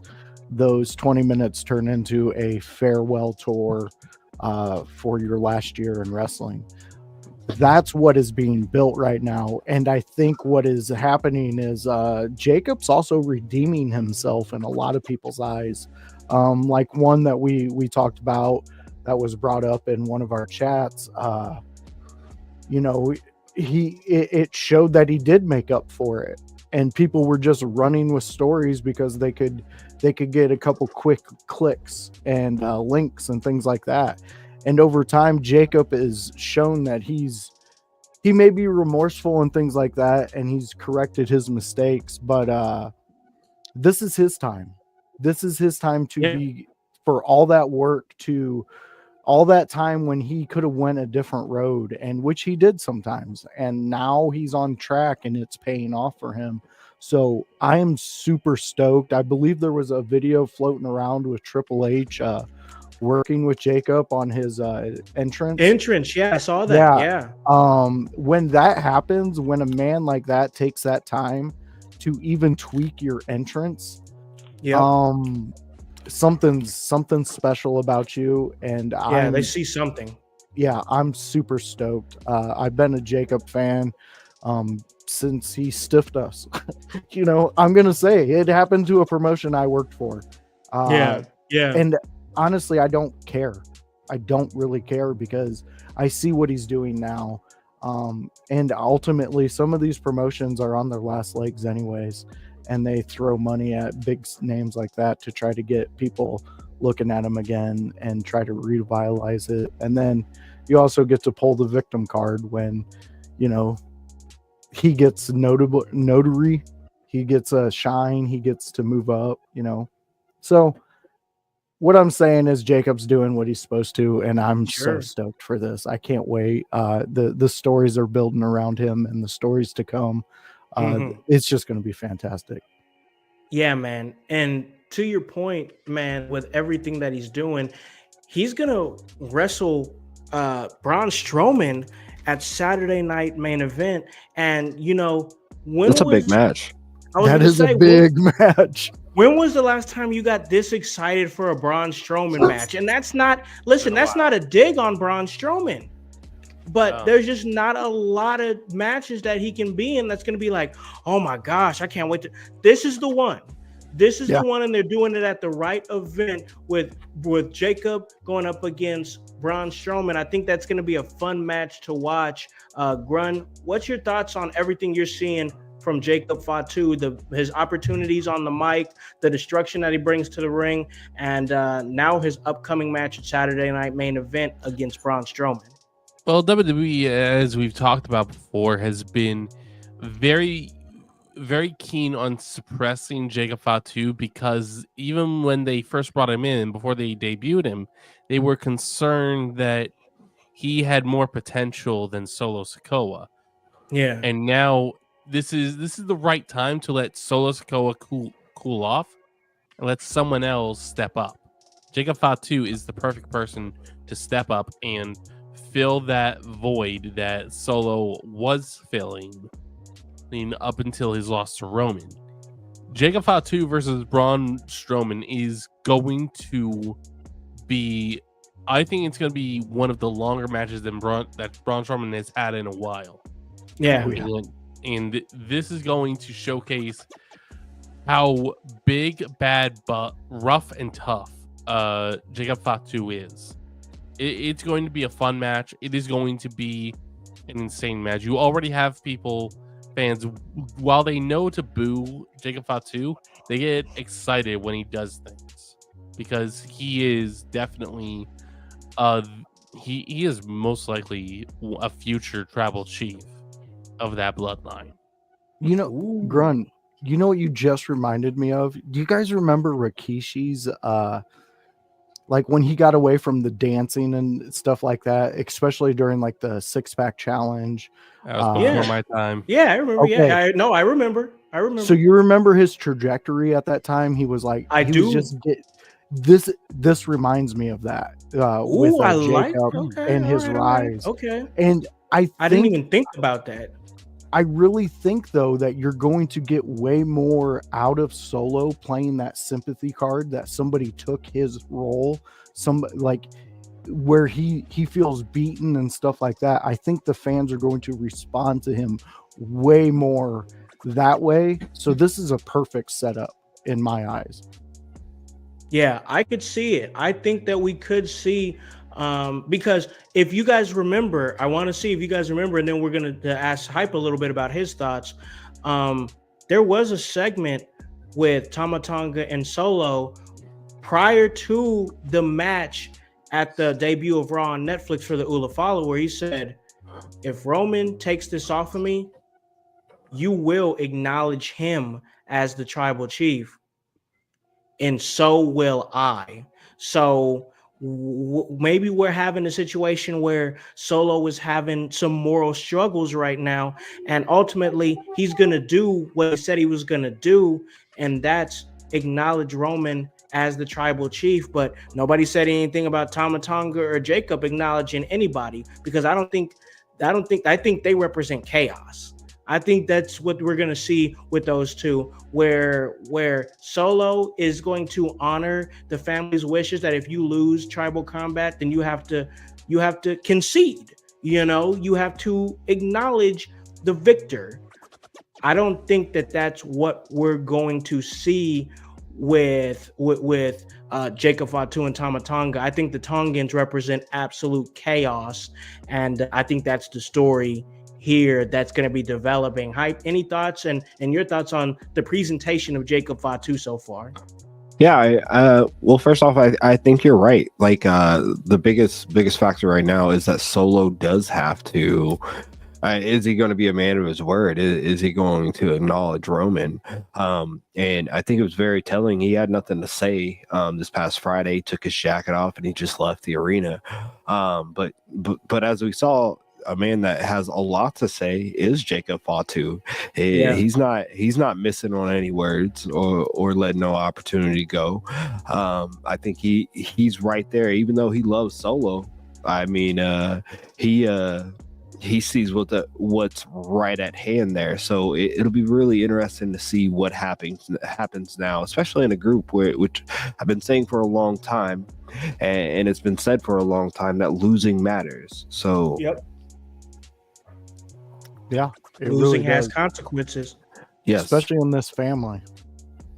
Yep, most definitely. I'm enjoying the way they're presenting Jacob Fatu. I think it's been great, and I'm looking forward to his match with Braun Strowman on the 25th of January. That's going down Saturday night main event. That's going to be fun. But this was a SmackDown of many events, and it was something that I put in the chat, and I wanted to bring it to the panel's attention right now. And that is, where are we at with Jimmy Uso at this point? He had Carmelo Hayes, and they had a match. Of course, this is what led up to the Bloodline showing up and seeing the promo from Jacob Fatu and the lack of promo from Solo Sikoa.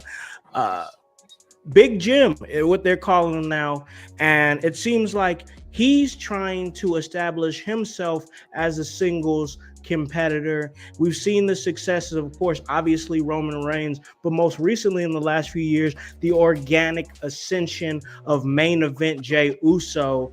I put something in the group chat earlier. I'll throw it to Grunt and get some of his thoughts.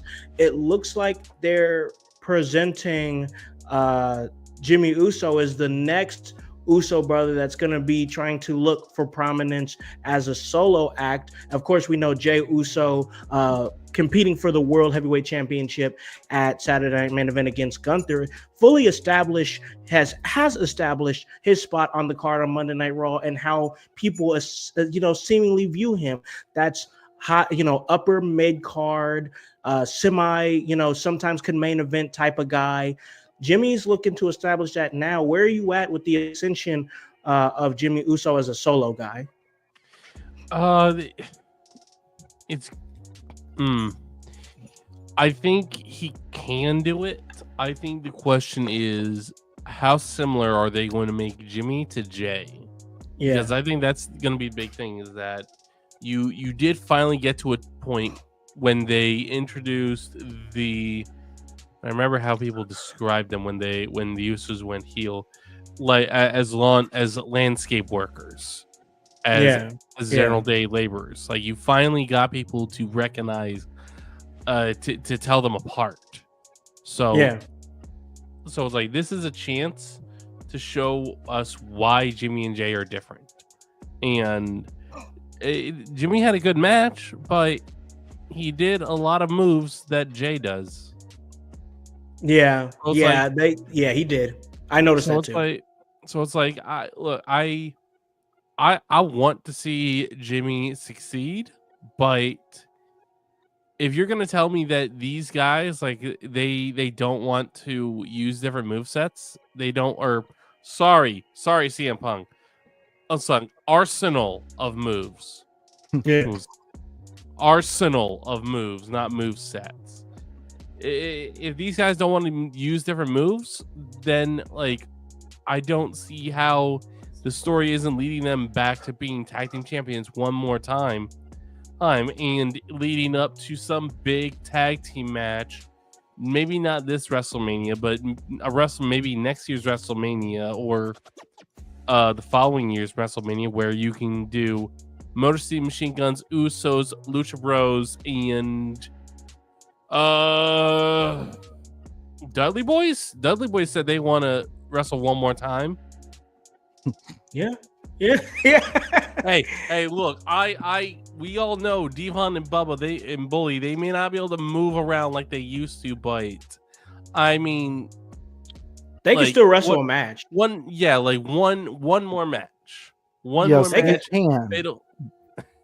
But you put a guy like Jacob in that mix, they can't do that match. No. That match is going to be too physical. It's going to be physical. Yeah, that's true. This is the problem with people wanting dream matches, because then Green says some stupid shit like this. Yeah. I mean, look, you can replace the Dudley Boys with almost any other team, and it would still be a good match. Okay, I just threw it in because I'm like, you know what? Why not? Dudley's got history with. Okay, let's say Motor City Machine Guns. I think that would be a great match because the physicality's not as aggressive. The moves will be insane, but you have Devon and Bubba who can catch a lot of those moves and make it look like they're going to get the victory, and then you get a amazing move out of either one of the guys and get the win. It doesn't have to wear on them. You get Jacob in there, and he is going to try to throw one of them through a table by himself. And it's going to be aggressive, and it's going to make a statement. Yeah, it will. Brucey's making a statement. Enzo and Cass making a return to WWE. Please no. Please.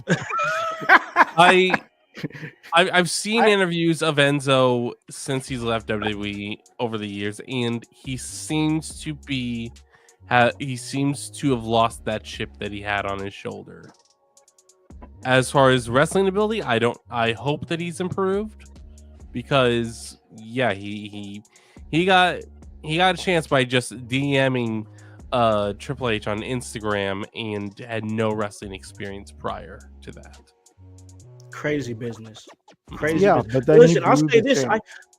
I'll say this. I'd say yes to Cass, though. I would say yes to Cass.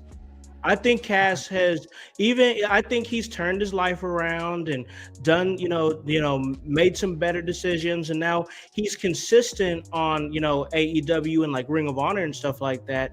I think there's a reality where if you give me Cass, I could push him in a certain type of way and try to maximize what he could be. Not so much Enzo, but I could with Cass, though. I mean, I could see it if you get the right people behind him, but like as of right now, he just reminds me of Mike Awesome mated with the Great Khali, and that's all we're ever going to get out of him. He's more like an Edge and Test baby to me. Okay. You remember Test? Okay. I remember Test. I see that. He got jaded. Stephanie left him. She just left him. Oh man. That crazy business, man. Crazy business. But listen, man, I'm thinking about the structure of this show in a way, and I'm talking about SmackDown. I do like, and this is kind of where I want to throw it to Hype and kind of get his thoughts on it, because I always see him as like a aerial view type of guy. And we're talking about looking at the card at like an aerial type of view. So like, I like the presentation that they're doing with like the tag team division, like Los Garzas. Me and Grunt talked about this. They're really revitalizing Los Garzas right now, and I like what they're doing quite a bit. Motor City Machine Guns in the mix, DIY in the mix. You got the Street Profits. This is a solid tag team division in my eyes. Now you have the Women's United States Championship division that's all developing around Chelsea Green and matches that's developing with that, and we're seeing BFAB get some mic time. Me Chen is on TV pretty much every single week.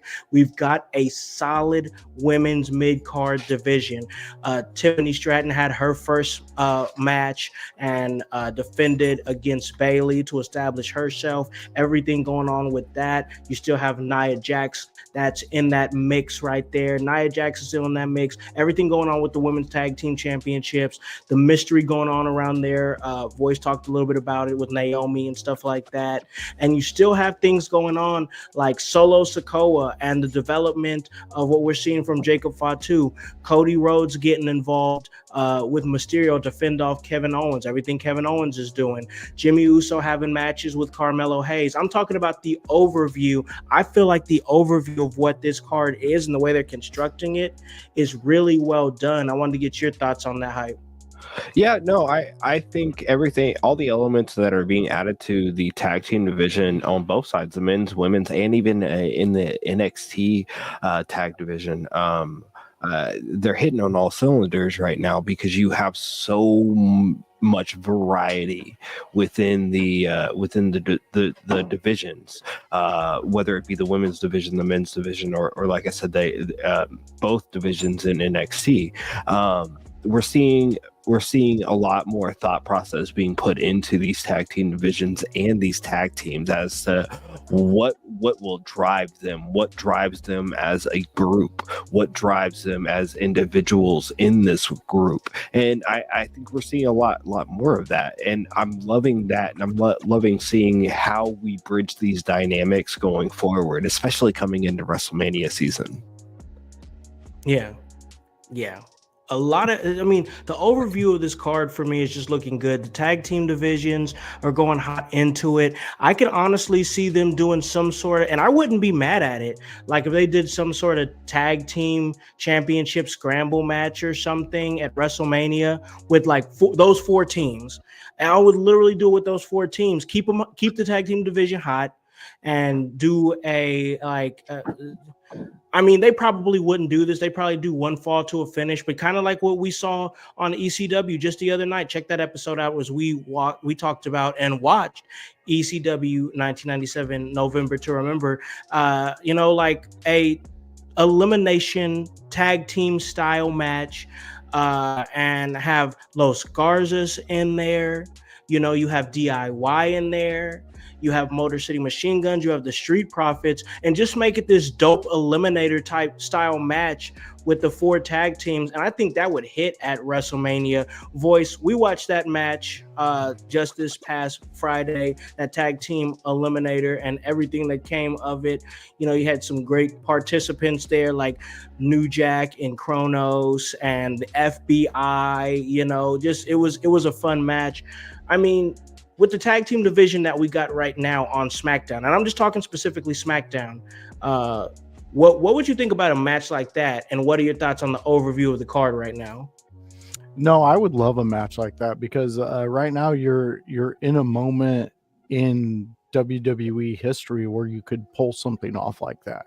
And to what Grun said, then you could put a Dudley's in there because that's a match in which, like, we watched New Jack and Kronos, who were at that time one of the top 2 tag teams because both of their tag team partners were no more part of ECW. So they combined and they became very hot for a minute. And they were only in that match for 2-3 minutes. It wasn't long at all. They didn't have much in that match and they were eliminated, but still a great match. So I think you could do something like that, and I think it would be well received. I mean, some of the biggest matches at WrestleMania in our generation have been when they did the table, ladders, and chairs match, and we had the chaos that ensued from that. It's still talked about today. So yeah, I would love that. The way they're setting up the card, I love it. It's just amazing to see guys like, as I'm watching the replay right now, Motor City Machine Guns coming out to a WWE stage. I mean, I was amazed when CM Punk stepped on a WWE stage, AJ Styles, things like that. So what we're seeing right now is everything that I could love about wrestling, with the people in place, the cards, the women's division itself is something that is one of the best out there. You cannot argue with WWE's women division on anything. Nobody touches it. You can try, but right now, no. I mean, they started SmackDown off. Besides the commentators, the first thing you seen was Tiffany Stratton's name on her dressing room. So think about that. Think about the days of when all we seen was a Goldberg or a Hogan or insert whatever guy. And then now we're to the women's names are the ones shining. Tiffany Stratton is just... And I'm pretty sure she main evented too. Yeah. So, I mean, the times are changing, and I honestly think that we're in for some of the best times. We're in the golden era of fucking WWE when it comes to the women's division, and we're in the platinum when it comes to as a whole, and I'm just here for it. Yeah, man. I love that. And you're somebody who has chronicled the women's division like for a while now. Like, I know that you did Collision and everything, and that's where you really was like, Willow Nightingale, I love her, so like, and so I know that you're a big Naomi guy as well, big Bianca Belair guy. You follow them pretty frequently. Tiffany Stratton is another one. Like, there's a plethora of talent that you've watched that has made you love women's wrestling. And I appreciate that, man, because I too love women's wrestling. And he was talking about tag team wrestling. I'm a huge fan of tag team wrestling, but I guess I'm going to throw it to Grun, and then we're going to wrap up here in a little bit. I'll get our final thoughts on SmackDown, but like, as far as the overview of the card on SmackDown, what is it that you're enjoying? We've talked a little women's division, tag team division. Is there anything that kind of pops out to you? I guess the thing that probably pops out to me the most is I would probably have to say the stuff with Tiffany Stratton and the WWE Women's Championship belt because I've said this, I'm going to stick by this. It is one of the top 3 best cash-ins of all time. I'm going to say it falls short of Dolph Ziggler's, falls short of Seth Rollins, but it's like I am absolutely going to put it in the conversation with those two. 100%. Yeah. It's definitely unique with the way that she did it with taking out all parties involved, and not and being like, "Hey, I'm on my own with this." I love the aspect of that. She's definitely taken on a different form of that. Her 5 minutes. Yeah. And Tiffany, she burst onto the scene rather quickly in WWE. When compared to others, Roxanne's been there for a minute. Been there more for a minute, for more than a minute. Cora Jade, a lot of women in NXT have been there for more than a minute, but those women were also, they wanted to do nothing else other than pro wrestling. Tiffany Stratton, not saying that she's like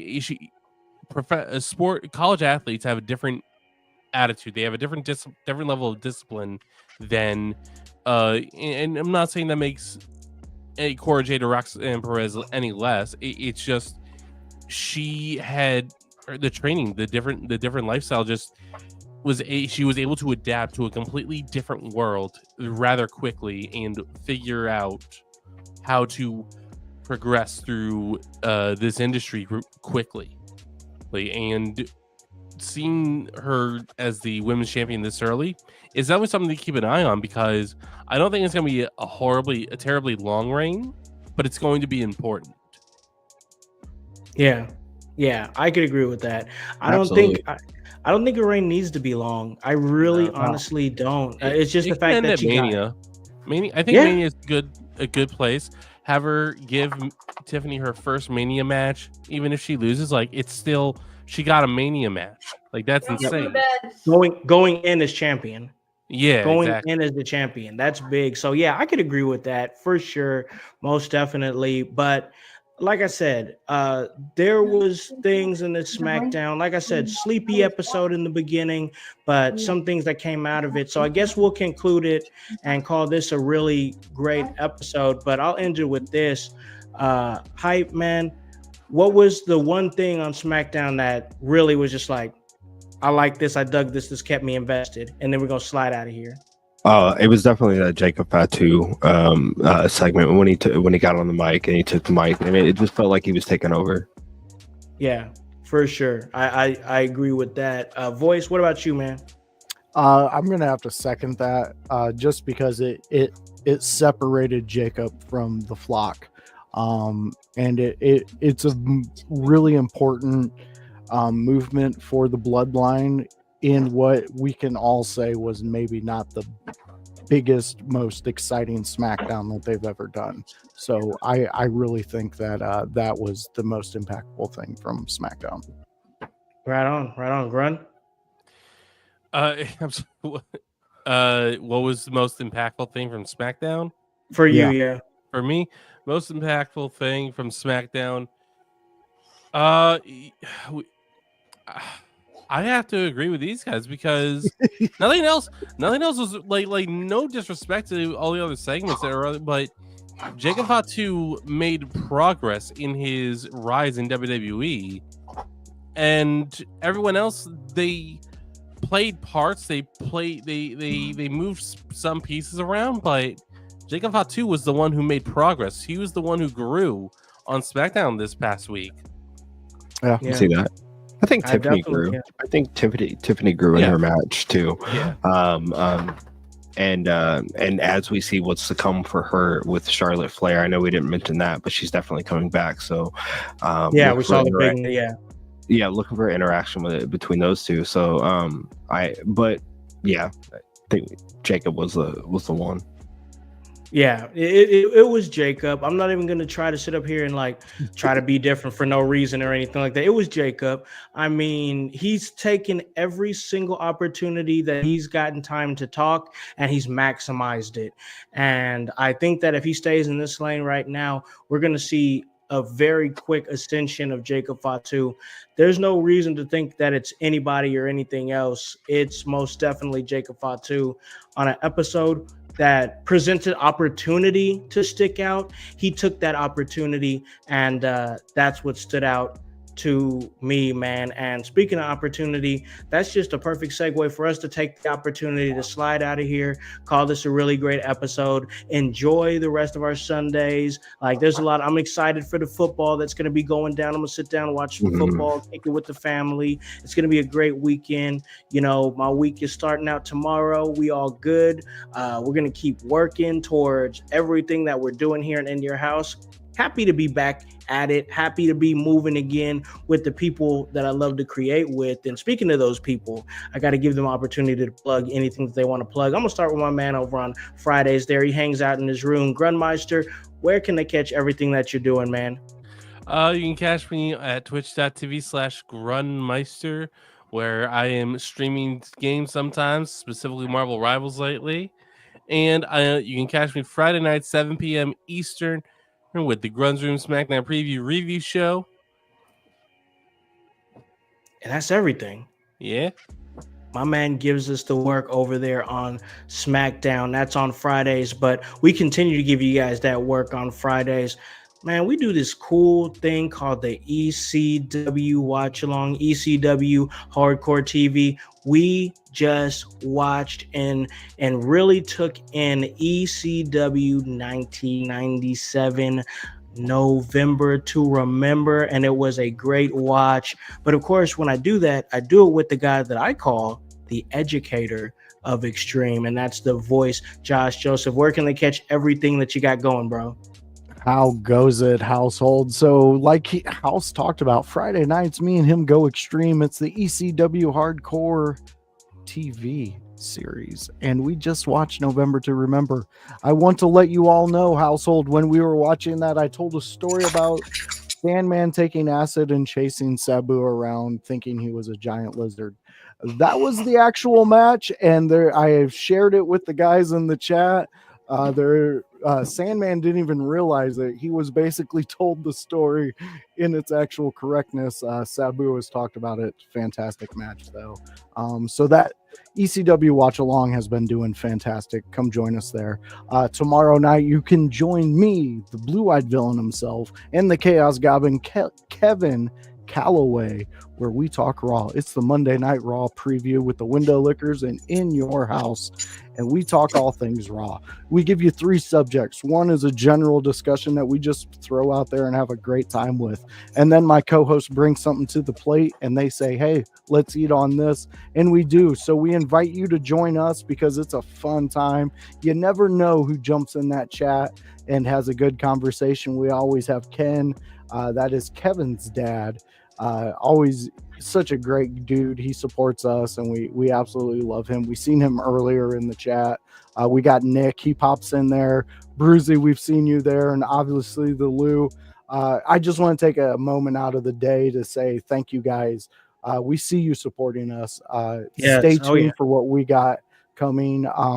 House and them are going to be doing this docu-series down for Royal Rumble weekend, and this is going to put us in the eyes of people who can make things happen. So I wish everybody luck in your endeavors out there. Nick, Lou, join everybody out there. Lou, he's streaming all the time. Go subscribe to him.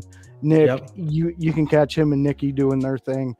Thank you guys for being a part of the household. Yes, most definitely. Well said there by the voice, Josh Joseph. Guys, this was a great episode, man. Like, really proud of this one as we kicked off the Heart of Indie Wrestling docu-series. And, man, one thing that I resonated with Jay Rose is that he's a man with a vision, and I'm somebody who sees the vision, and somebody else who's great at seeing visions and plays big parts in things. That's, of course, Hypocrisy Jones, the producer of the show, and he's playing a part in this big docu-series that we are doing. Check out everything he's doing. I'm about to give him that opportunity. Hype, where can they catch everything that you are doing, man? Yo, what up again, everybody? My name is Hypocrisy Jones. You can find me on my Facebook at Hypocrisy Jones. You can obviously find me right here at In Your House. You can also catch me with my Kokomo Press crew on Facebook and YouTube, doing all sorts of things, man. But just follow me and catch me if you can, yo. Most definitely. Hey, it's hard to catch you, man. Always working. Always working. But listen, man, once again, I got to say it. This episode here, this kickoff to the Heart of Indie Wrestling docu-series is really just, it's just a tipping point, household. If you guys are consistent Indiana or Indianapolis adjacent people that listen to this show, listeners, viewers, whatever, this is a big weekend. It was great to be able to get Jay Rose and Jay to come on here and talk about what they're doing organizing this big event. And us at In Your House had to be a part of it. We had to be a part of it in a major, major way. And that's why we're doing what we're doing. We had Jay Rose, we had Just Jay, and that doesn't end because the guests are continuing next week. And it was brought up earlier by Jay Rose. You are going to see a match going down Saturday at Royal Rumble weekend in Indy. And that is going to involve Effie, the GCW champion, and they're going to be facing off against Noah Vale. Noah Vale, who apparently is not over. We're about to see, and we're about to figure it out for ourselves, because next week Noah Vale will be coming to In Your House to continue this big, massive Heart of Indie Wrestling docu-series. Big weekend for Noah Vale coming here and representing in Indianapolis. It's going to be great. But once again, guys, just everything that we're going to be doing Friday. I'm going to be getting out there and get some shows Friday. I'm going to be moving around in the city on Saturday. And it's going to be a big, big weekend for wrestling, for Indianapolis wrestling, for Indianapolis independent wrestling.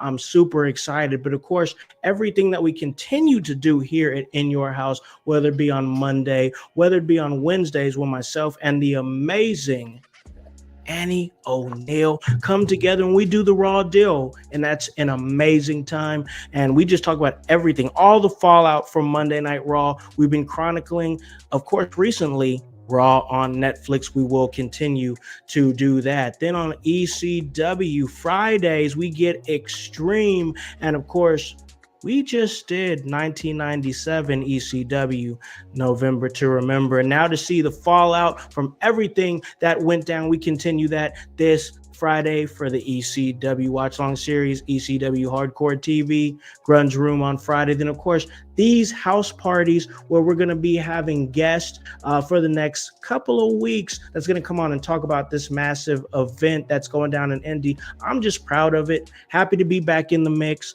It feels right. The vibe is here. And ladies and gentlemen, that's where we're going to end it here, because we've put in a whole lot of work, y'all. Whole lot of work.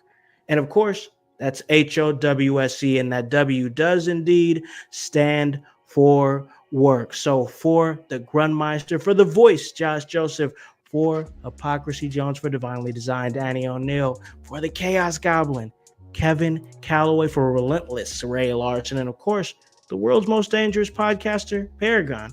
I am Alakan, the Concept House, here to remind you to tell a friend, to tell a friend, to tell a friend, to hop on this bandwagon. Get on or get gone, because the household is still going mighty strong.